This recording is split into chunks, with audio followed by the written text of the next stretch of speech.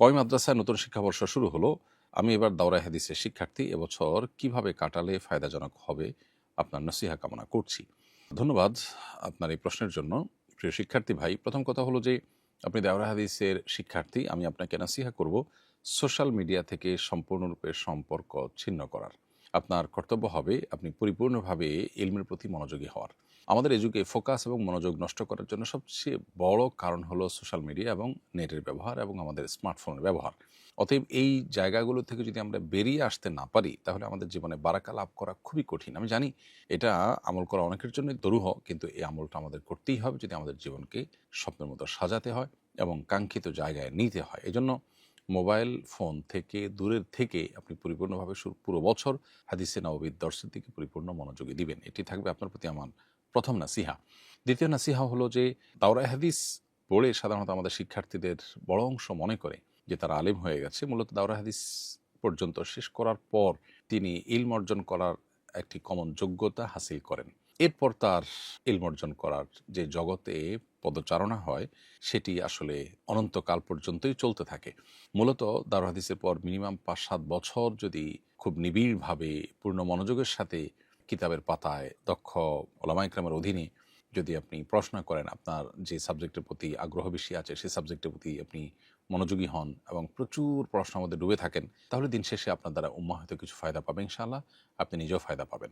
শুধু দাওরায়ে হাদিস পড়ে যারা মনে করেন যে আলিম হয়ে গেছে বা তিনি দাওয়াতি কাজ করতে পারেন, এবার তিনি ফিল্ডে যেতে পারেন, আমি মনে করি তারা ভুলের মধ্যে আছেন এবং এর ফলশ্রুতিতে কিন্তু সমাজে আসলে সেই রকম আলেম তৈরি হচ্ছে না যারা আসলে সমাজকে সেভাবে পরিবর্তন করতে পারে, তাজদীদি বা সংস্কারমূলক কাজ করতে পারে, উম্মাহ তাদের থেকে ফায়দা পেতে পারে, সমাজে প্রভাব বিস্তার করে সে অর্থে যাদের প্রভাব বা ফায়দা দীর্ঘমেয়াদী হয়, স্থায়ী হয়, এরকম আলেম খুব বেশি তৈরি হচ্ছে না। এজন্য আমি আপনার প্রতি দ্বিতীয় নাসিহা করব, দাওরায়ে হাদিসের পরও দীর্ঘকাল পড়াশোনা, অন্তত ৫-৭ বছর এক নাগাড়ে পড়াশোনার মধ্যে মনোযোগ দিবেন। বিয়ে শাদী এবং পরিবার এখানে একটা বড় ফ্যাক্টর। সেক্ষেত্রে মিনিমাম তাদের জন্য যা না করলে নয় ততটুকুর জন্য একটা মাকসাব বা উপার্জনের পথ খোলা রেখে, অনেক ভালো ভালো প্রতিষ্ঠান আছে যারা আপনাকে গবেষণা করার জন্য ভাতা দিবে সীমিত পরিসরে।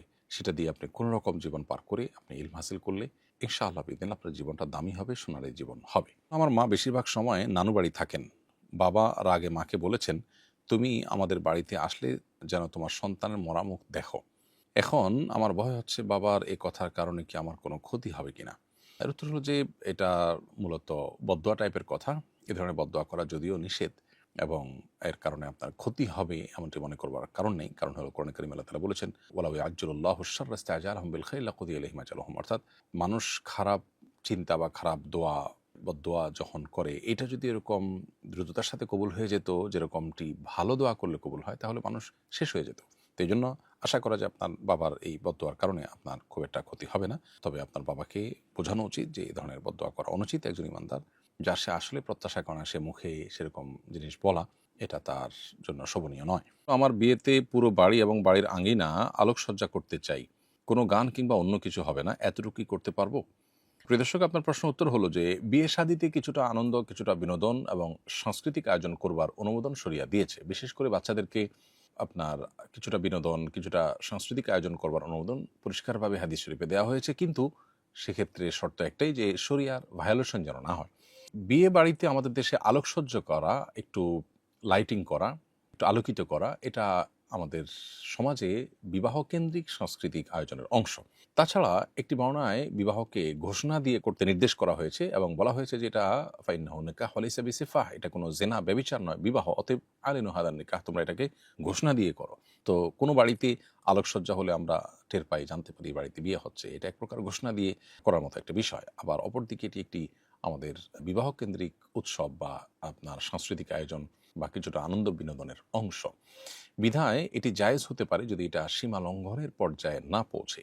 অনেক এলাকাতে দেখা যায় যে নিজের ভিটে বাড়ি বা জমি জমা বিক্রি করে, বা ভিটে বাড়ি বিক্রি না করলেও জমি জমা বিক্রি করে বা ধার দেনা করে অনেক সময় সুদি লোন নিয়ে দেখা যায় বাড়ি থেকে নিয়ে মেইন রোড পর্যন্ত দীর্ঘ পথ আলোকসজ্জা করা হয়। এটা অবশ্যই অপচয়ের মধ্যে পড়বে এবং এটা নিষিদ্ধ হবে।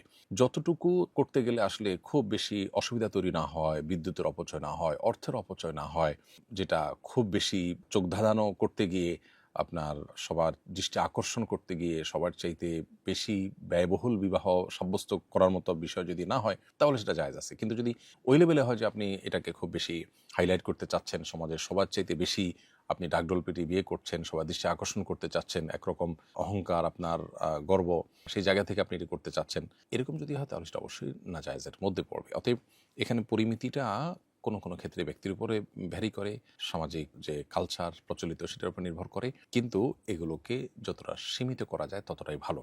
কারণ এগুলো বেশিরভাগ ক্ষেত্রেই সমাজে অন্য মানুষদের উপরও চাপ তৈরি হয়, অন্যরাও তখন সামর্থ্য না থাকলেও মনে করে যে এটা ট্র্যাডিশনাল অংশ হয়ে গেছে, আমাদেরকে করতে হবে। তো সীমিত পরিসরে সহনীয়, অপচয়ের মধ্যে পড়ে না, এরকম যদি হয় তাহলে সেক্ষেত্রে সেটা জায়েজ হতে পারে, আর না হলে এরকম আলোকসজ্জা করা উচিত হবে না। বৈশ্বিক সংকট দেখা দিলে একজন মুসলিম হিসাবে আমাদের করণীয় কি? খুবই গুরুত্বপূর্ণ একটি প্রশ্ন। বৈশ্বিক সংকট দেখা দিলে একজন মুসলিম হিসাবে আমাদের উচিত হলো সর্বাবস্থায় আল্লাহর কাছে তওবা ইস্তেগফার করা, আল্লাহর দিকে ধাবিত হওয়া।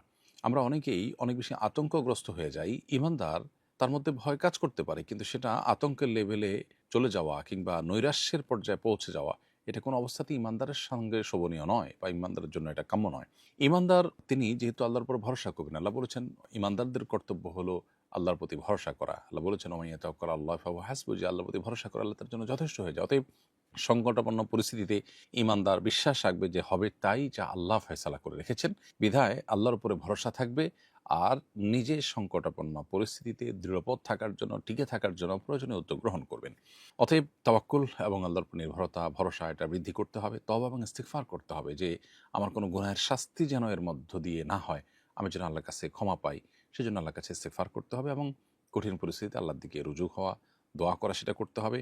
এবং সেই সাথে বৈষয়িক যে বিষয় আছে সেগুলোর জন্য জাগতিক প্রচেষ্টা তাকে করতে হবে। ধরুন দুর্ভিক্ষের ঘন ঘটা শোনা যাচ্ছে বা আশঙ্কা থাকছে, তাহলে তিনি খাদ্য চাষাবাদ করবেন, ফসল চাষাবাদ করবেন, ফল ফসল করবেন, এবং চেষ্টা করবেন সর্বোচ্চ নিজে এবং সমাজের মানুষকে কিভাবে রক্ষা করা যায়। শুধু নিজের বাঁচার জন্য তিনি যদি আখের গোছান, তো সেটা অবশ্যই এই মুহূর্তে কোনো মুসলমানের জন্য কাম্য নয়, কোনো কোনো কথা সেটা নাজায়েজ।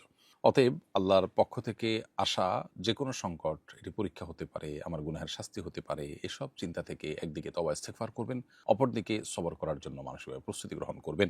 এভাবে সংকটাপন্ন পরিস্থিতির জন্য যদি প্রস্তুতি গ্রহণ করে একজন মুসলমান, তাহলে সেক্ষেত্রে তিনি সবার চাইতে বেশি ভালোভাবে এই সময়টাতে তিনি সার্ভাইভ করতে পারবেন, এবং আল্লাহ সাহায্য তিনি ইনশাআল্লাহ এই সময়টাতে লাভ করবেন। আল্লাহ আমাদেরকে সংকটাপন্ন পরিস্থিতিতেও ঈমানদারের পরিচয় দেওয়ার তৌফিক দান করুন। একজন পুরুষ কতটুকু রূপা ব্যবহার করতে পারবে? উত্তর হলো, পুরুষের জন্য স্বর্ণ ব্যবহার করা তো নিষিদ্ধ। স্বর্ণ ব্যবহার অনুমোদন শুধুই রয়েছে নারীদের জন্য ইসলাম শরিয়াতে।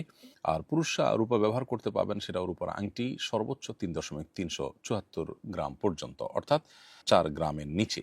তাহলে এতটুকু যদি হয় তাহলে সেটা তিনি ব্যবহার করতে পারবেন। এর বেশি যদি হয় তাহলে শরিয়া দৃষ্টিকোণ থেকে সেটাও ব্যবহার করা একজন পুরুষের জন্য জায়েজ হবে না। মূলত সাজসজ্জা এবং অলংকার ব্যবহারের এই অনুমোদনটা শরিয়া মেয়েদের জন্য রেখেছে। পুরুষের জন্য কারোর দাঁত অথবা কারোর আংটি, এটি রূপার বাঁধতে হলো, ব্যবহার করতে হলো, সেক্ষেত্রে শরিয়া সীমানা নির্ধারণ করে দিয়েছে যে এতটুকু করা যাবে, 3.374, এর মধ্যে যদি হয় সেটি ব্যবহার করা যাবে পুরুষের জন্য, আর এর বেশি হলে পুরুষ সেটি ব্যবহার করতে পারবেন না। আমি জানি জন্মদিনের কোনো দিবস পালন করা উচিত নয়, কিন্তু আমার জন্মদিনে আব্বু বাড়িতে ভালো খাবার দাবার আয়োজন করেন, আত্মীয় স্বজন ও প্রতিবেশীদের দাওয়াত করেন, এতটুকু আয়োজনও কি ইসলামে বিরোধী হবে? যদি শরিয়া বিরোধী সেরকম কোনো কিছু না হয়, শুধু খাওয়া দাওয়া হলো, শুধুই আনন্দ হলো, তাহলে সেক্ষেত্রে এটা মুবাহ হতে পারে। কিন্তু মনে রাখতে হবে যে জন্মদিবস পালনের এই কৃষ্টি মূলত প্রকৃতি পূজারী প্যাগান বা অগ্নিপূজকদের থেকে এসেছে।